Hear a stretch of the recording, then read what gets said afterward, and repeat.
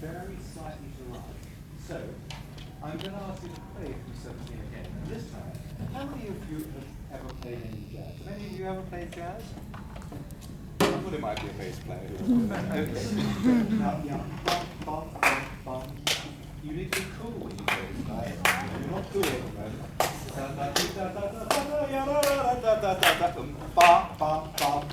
Let's go from figure 17. A 1, a 2, a 1, 2, 3, 4. 1.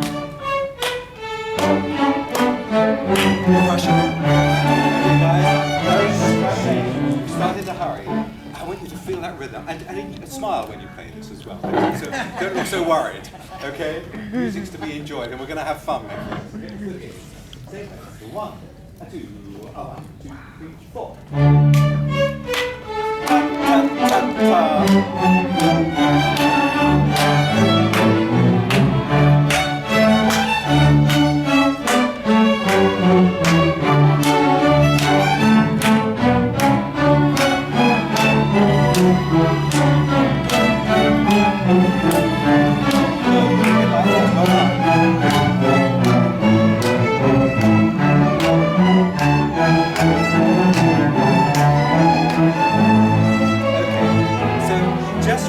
When you want to rush, it's the offbeats that will keep you in time.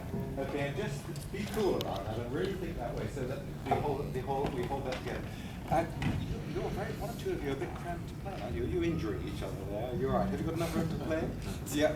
Just don't ever allow yourself to. It's difficult walking into a strange room, suddenly having to set up 70 chairs with enough room for you to bow. But if you need to move back and just have a little bit more room to bow, just make sure that you feel comfortable in that and that you're not uncomfortable in that. So that's really what I wanted to say to you about that. Anybody know when Bach was alive? It was a long time ago. You're absolutely right. Yeah, right answer. But not the one I was looking for. 1685 to 1750. So how old was he when he died? 65. Right. And how many children did he have? 20. Good. You got all those in the room. So how many Brandenburg churches did he have? Great. Now, let's go on to Mozart. Anybody know when he was born? Does it say it on the... Yeah. I'm so glad you can read. When did he die? 1791. So how old was he? 35. 40. 35. He was 35. Yeah. Okay. Now then, what language is Eine, Kleine, Nachtmusik? And what nationality was Mozart? Nearly right. He wasn't German. Austria. Say again? He was Austrian, where they also speak German. What does Eine, Kleine, Nachtmusik mean? It does. It actually means a little serenade. Nachtmusik is, we tended to translate it from night music to two syllables, or three syllables, two words, which mean literally night music. But the English term really is a little serenade. And the serenades are usually played in the evening. And serenade is spelled S-E-R-E. And S-E-R-E is Italian for evenings. So it was something to be played in the evening, this great tempo. Started off absolutely beautifully, and I thought you did so many good things here. There was just a slight tendency a couple of times to rush. Let's just try it from the beginning again. I'll take a tempo. Let's see if it's perfect. I thought your tempo was absolutely terrific. Okay.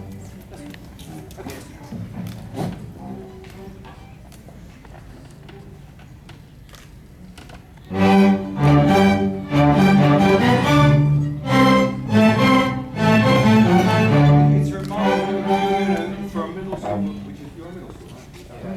Yeah. You're doing a remarkably good job. Now, when we're playing as an ensemble, obviously, ensemble means togetherness. Okay? So when we're playing these notes, which are obviously a unison and in octaves, T, pa, pam, pa, pam, pa, pam, pa, pam, what we try to do is make sure each note is exactly the same length. And the most difficult notes to get together are usually going to be the first and last notes. In this instance, we've got T, ta, T, ta, T, ta, ta, ta, T. How long is that last note, that D there? T. Just probably almost a full quarter note. T, ta, ta, T. Just it fades very slightly, and by the time we get to the rest after it, the sound should be gone. Can you make sure all of you have stopped playing by the time we get to the next quarter note, rest after that? It's so close, it's a slight adjustment, and nearly all of you are already doing it correctly, but one or two of you are missing out. Can you just try once more? And remember, this is a piece to enjoy. Okay? The sun is going down, it's a nice balmy warm day, a nice sort of Florida day in March.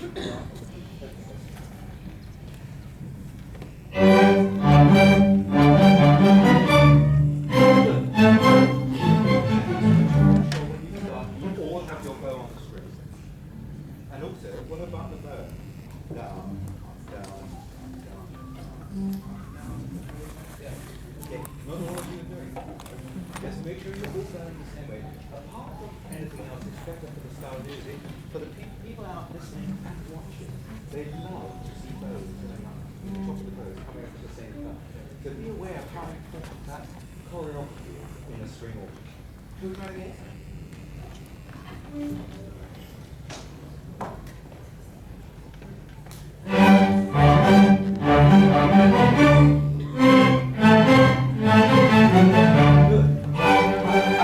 I'm just focusing on these opening two notes because you might think these notes look fairly easy. It's one chord and then it's another chord. And then we get a second chord. As an answer. But within that, there is a certain finesse that I want to talk to you about, and I wouldn't normally think of talking about it in a middle school orchestra, but you're so good, I want to bring this up. T, T, play those quarter notes slightly longer, and don't be T, ta, T, ta, T, ta, ta, ta, T, and that last note, let it ring. T, almost as if you're playing a trumpet to get the audience's attention. This is a fanfare, now we're going to play you a wonderful piece, okay? Can we try that again? So imagine you're the trumpet, but still make the beautiful sound of the strings. 4.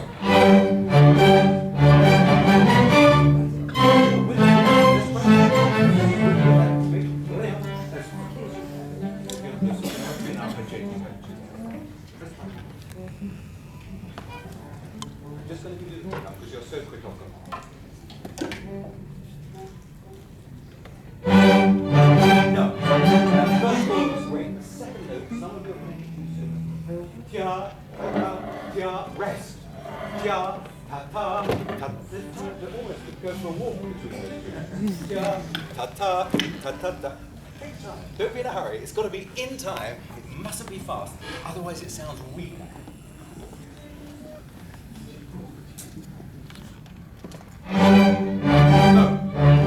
Ta, ta, ta, ta, ta, ta, ta. Wait for the second note. Ta, ta, ta, ta, ta, ta, ta, ta. You must play in time. Don't rush. 2, 3, 4. Yeah. 83 out of 100 for that one. Okay. Can we get it up higher than 83 out of 100? It's much better.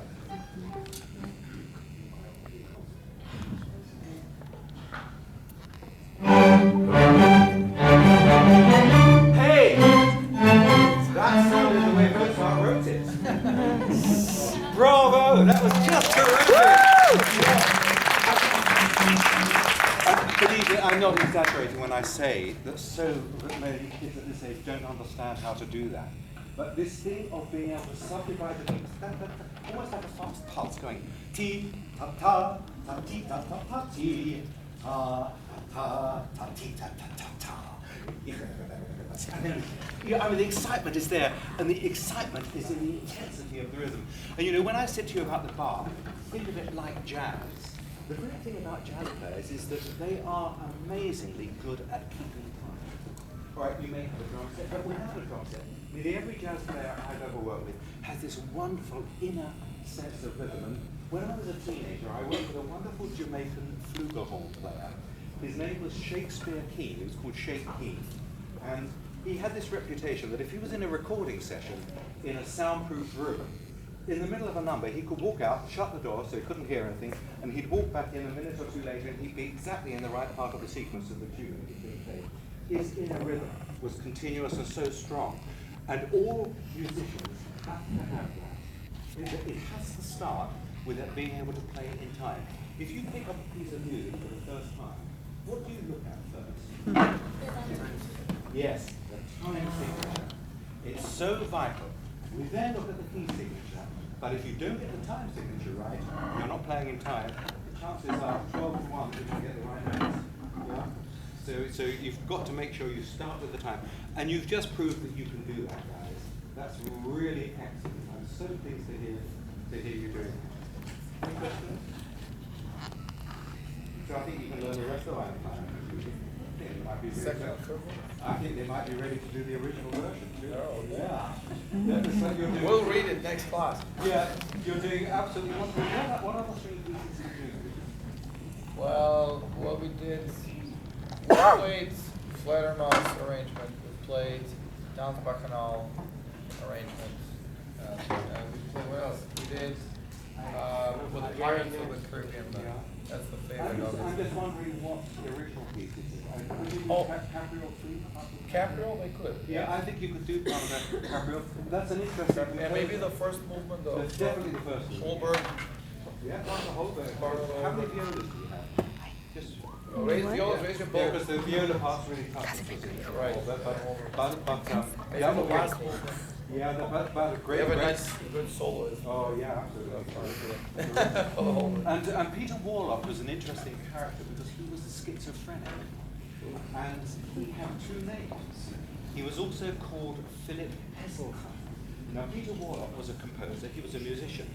Philip Heseltine was a writer, and he was also a critic. And Philip Heseltine used to go to concerts when Peter Warlock's music was being played. Remember, this is the same guy. And he would write terrible reviews about the music that he was. But you need to hear Capriol's music, because if you haven't played it, it's good fun to play, and you'll enjoy doing it. And there are other pieces as well, which I think will be really, really terrific. Maybe a virtual plan. Yeah, and maybe some Three. St. Paul's Suite. St. Paul's Suite. Yeah, St. Paul's Suite. And that was written for St. Paul's Girls' School. And my own school in London was about a mile from St. Paul's Girls' School. And my piano teacher taught with hosts actually at that school, just a little sort of personal connection. But hey, look, you are really talented guys, doing such a great job here. Just remember what I said about making sure you have enough space to play. Don't allow yourself to be too cramped. And you have a great maestro here. Bravo. Thank you.